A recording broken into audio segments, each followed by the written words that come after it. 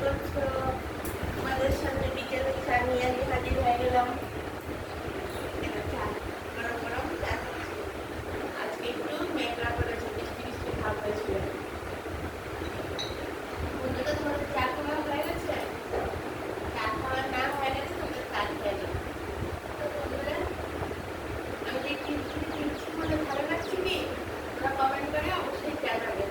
আর আমাকে প্লিজ একটা মনে থাকতে কাজ আগে থেকে করে নিচ্ছি, টিপস বলার আগে একটা সাবস্ক্রাইব করে দাও, নাহলে তোমরা ভুলে যাও। প্লিজ সাবস্ক্রাইব করে দাও, একটা সাবস্ক্রাইব করলে তো তোমাদের কিছু যায় আসে না, প্লিজ সাবস্ক্রাইব করে দাও। আচ্ছা বন্ধুরা, তোমরা কি জানো, তুমি জানো, সবাই জানো যে ভাতের মার আমাদের খুব উপকার। প্রতিদিন যদি একটা ছোট গ্লাসের এক গ্লাস ভাতের মার, মানে যাদের খুব পেটে পায়খানা ক্লিয়ার হয় না, ওরা যদি প্রতিদিন এক গ্লাস ভাতের মার খেতে পারে, বা পায়খানাটা অনেকের আছে তাহলে মানে কোষ্ঠকাঠিন্য যাকে বলে, মানে খুব বসা পায়খানা যাকে বলে, যাদের হয় তাদের ভাতের মার খেলে ওদের খুব ক্লিয়ার হয়ে যায়। তারপর ভাতের মার খেলে মানে অনেক গুণ, যাদের মানে একদম বাচ্চা বয়সের ছেলে মেয়েরা বা বয়স্ক লোকেরা খুব পাতলা উঠুন নেই একদম, ওদেরও ভাতের মারটা খেলে খুব উপকারী। ভাতের মারের অনেক উপকার আছে। ভাতের মার খেলে ভালো ঘুম হয়।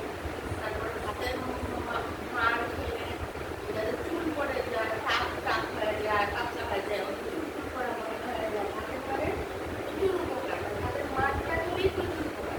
আর আজকে ভাতের মার দিয়ে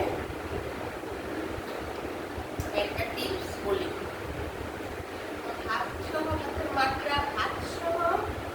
ভাতের মারটা তুলে নিলে, তারপর যখন এটা ঠান্ডা হয়ে যাবে তখন কি করবে, ওই ভাতটাকে ছেঁকে তুলে একটু পেস্ট করে নিলে, ভাতটাকে আলাদা করে নিলে, তারপর ওই ভাতটাকেও মাছের সঙ্গে পেস্ট করে দিলে একদম পেস্ট হয়ে গেল। মাছ সহ সঙ্গে একটু দুধ দিয়ে দেবে, একটু দুধ, আর এটার সঙ্গে একটু হলুদ দিয়ে দেবে, দিয়ে তারপর এই পেস্টটা এই হাতে, গলায়, শরীরে সব জায়গায়, ছেলে বলো মেয়ে বলো, লাগালে একদম রেগুলার যদি এটা লাগাতে পারো, সপ্তাহে 5 দিন আমাদের আমরা একদম মানে হাতের মাথা যেরকম দেখতে নরম, শরীরের চামড়াটা এরকম নরম ফর্সা হয়ে যাবে। আর হাতের মার শ্যাম্পু করার কিছুক্ষণ 8 ঘন্টা আগে হাতের মার যদি নিয়ে চুলের মধ্যে লাগিয়ে রাখো, তারপর শ্যাম্পু করে নাও, চুলটাও খুব সিল্কি হয়ে যাবে, পুরো চুলটা সিল্কি হয়ে যাবে। এটা তো ভাত সহ বলেছি। আবার শুধু ভাতের মার নিয়ে